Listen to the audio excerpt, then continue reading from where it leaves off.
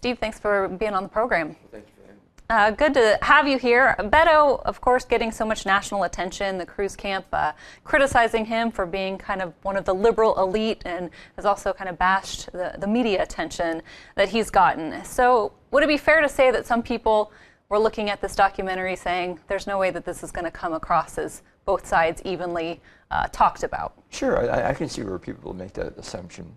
And I've been concerned about that from the beginning in terms of making the film. And so that led us to try to be as equal as we could in terms of the narrative of the two guys, of Cruz, like how he came up, and Beto, his backstory, to try to make it valuable for people in terms of understanding where they came from and how they became who they are. Cruz even kind of questions how this would all come out. I want to play a little bit from the trailer of what he had to say. It wouldn't surprise me if this movie paints him as a, liberal hero, challenging, great, oppressive, that narrative would be a very natural narrative for this movie.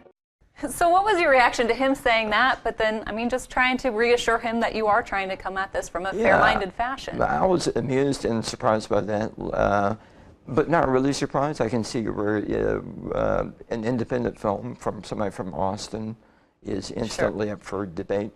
And but he gave, on that particular interview, we asked for 20 minutes. We asked for 30 minutes. They gave us 40. He extended it. So he's very generous and very helpful, and their campaign's been very helpful.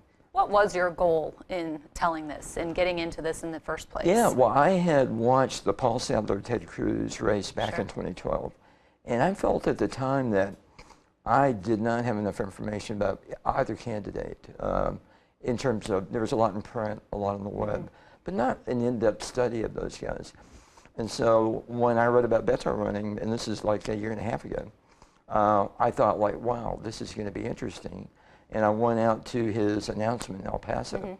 And so from then until like a couple of weeks ago, we were filming. And with the idea to make a document that was really valuable and as objective as we can make it.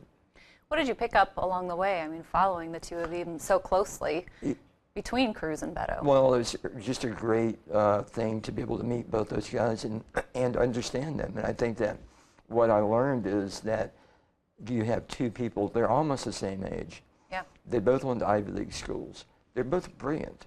And yet they turned out totally opposite. They're iconically the opposite worldview in terms of like what government should be. And that's fascinating. And that's a lot of what the film is about, to help people comprehend legitimately where they're coming from.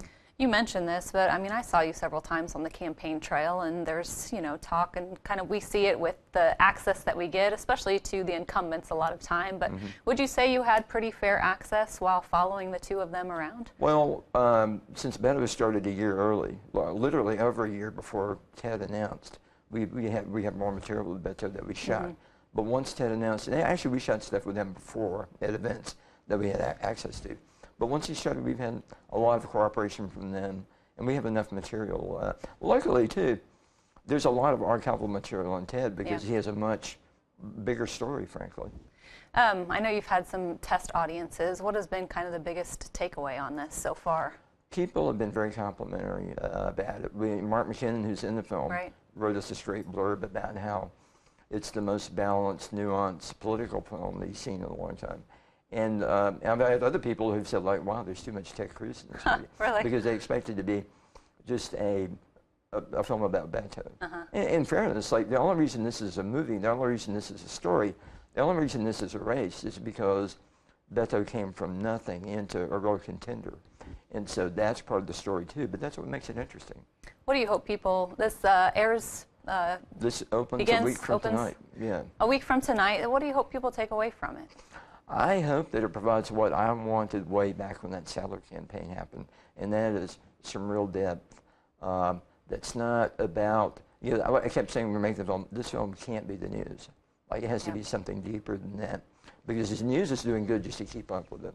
But we're trying to give perspective, and that's what I think is valuable, is to really get to understand those guys, and then ultimately what this vote is going to mean for the future. And that both of them say that, like Ted talks about that all the time, how elections are about decisions that you're going to make.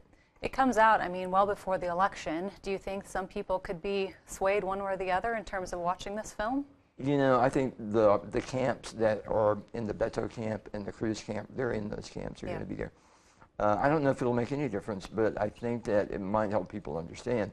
And I think that's beneficial to everybody, regardless of who gets in. Steve Mims, we will be watching this and checking it out. Thank you so much for being on the program. Thank you for having me.